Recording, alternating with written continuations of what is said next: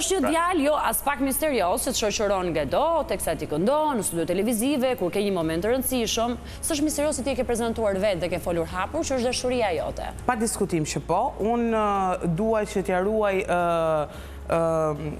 privatësin partnerit tim, sepse ai nuk do t'jetë person publik, por ai është gjithmonë me mua, është gjithmonë aty për të më kujtuar se sa unike jam, sa e bukur jam, sa duhet ta dua veten dhe sigurisht që më ka kthyer në ato rrënjët e mia. Unë mund të kisha diku te që 14 vjeç që nuk i shifja kaçurrelat e mia për shembull, se që nga gjërat e vogla. Ashtu? Vërtet? Po.